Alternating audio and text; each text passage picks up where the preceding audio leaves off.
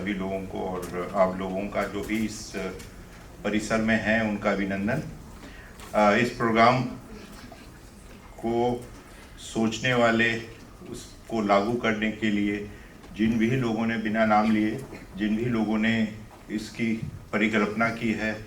उनका मैं बहुत ही अभिनंदन करता हूं कि आप लोगों ने एक ऐसी नया आयाम दिया है हम एम्स भोपाल के रोज़मर्रा के काम के प्रति, जो रूटीन से अलग है, लेकिन उसके बावजूद भी बहुत ज़्यादा जो है वो प्रासंगिक है और कहीं ना कहीं आज के माहौल के लिए एप्ट है कि हम लोग इस प्रकार का प्रोग्राम करें। जो राष्ट्रीय युवा दिवस हम लोग हर साल मनाते हैं, उसमें कहीं ना कहीं जो बेसिक आज 2023 का जो हम लोगों का मोटो है कि हमको किस प्रकार से अपने युवा को सुदृढ़ करना है, और जब युवा हमारा सुदृढ़ होगा तो वो हमारा राष्ट्र भी सुदृढ़ करेगा। तो हम कहीं ना कहीं इम्पोर्टेंस को समझ रहे हैं कि किस प्रकार से हमारे जो यंग जनरेशन है, जो आने वाले समय में एक फोर्स के तरीके से काम करेगी, सिर्फ भारतवर्ष के लिए नहीं, पूरे विश्व के लिए। तो किस प्रकार से हम उनके लिए अपने आप को तैयार करें कि वो इस लायक बने कि जिसको हमारे प्रधानमंत्री साहब भी कहते हैं कि जो भारतवर्ष है वो एक लीडर ही नहीं, एक गुरु के रूप में, विश्व गुरु की जिसको परिकल्पना की जाती है, तो उस प्रकार से हमें तैयार होना चाहिए। तो आज हमारे समाज को, हमारे युवाओं को इस तरीके से आगे बढ़ने की ज़रूरत है, और जिसमें अभी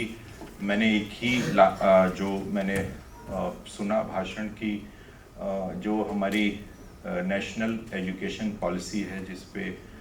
जिसका जो प्रारूप था वो बेसिक ट्रेडिशनल जो वेस्टर्न हमारा जो पैटर्न था उससे कहीं जाके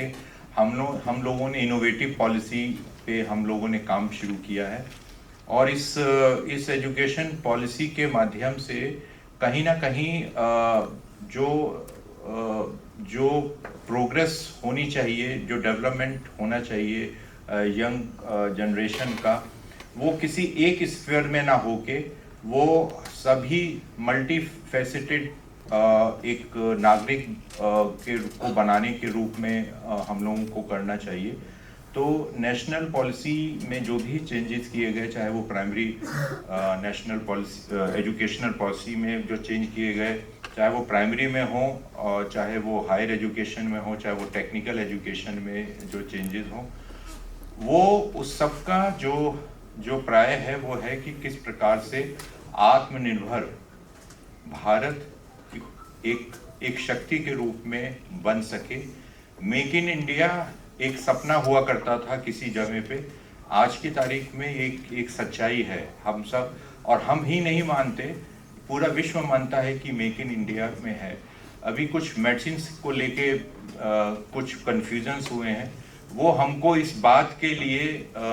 हमें ये प्रेरणा देते हैं कि हम जो इस मेक इन इंडिया के माध्यम से विश्व तक पहुंचने की आवश्यकता महसूस करते हैं, उसमें कहीं ना कहीं चेक एंड बैलेंस की अभी बहुत ज़्यादा आवश्यकता है, क्योंकि यदि हमारी एक भी चूक होगी, उस चूक से कहीं ना कहीं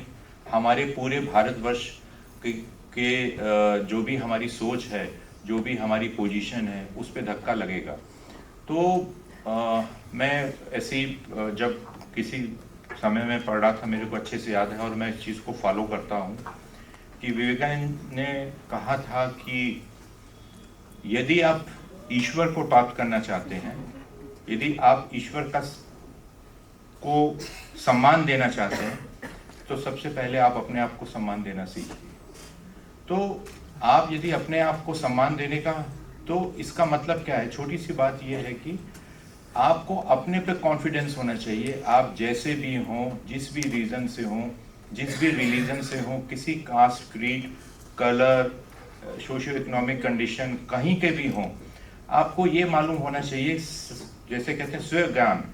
आपको अपने बारे में पता होना चाहिए कि मैं जो भी कर रहा हूँ उसका ध्येय क्या है। उसका ध्येय हम लोगों को आगे ले जाना है, अपने आप को ऊपर उठाना है, हम अपने माध्यम से समाज को ऊपर ले जाना है, यह हमारा कुछ और सेल्फ मोटो ही है। तो और एक और चीज़ मेरे को याद आती है, जो विवेकानंद जी ने कहा था कि यदि आप रोज रात में सोने से पहले, एग्जैक्ट मेरे को वर्ड्स नहीं बट मेरे को थीम याद है क्योंकि मैं इन चीज़ों पे पालन करता हूँ। सोने से पहले आपको हमेशा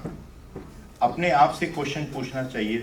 कि हमने आज के पूरे दिन में क्या किया, और अगले दिन सुबह उठ के हमें उस जो नया दिन आया उसमें क्या करना है, और शाम को हम उसके में से क्या कर पाए। यदि ये विवेचना हम अपने लेवल पे करेंगे तो कहीं ना कहीं हम एक उस लक्ष्य को प्राप्त करने की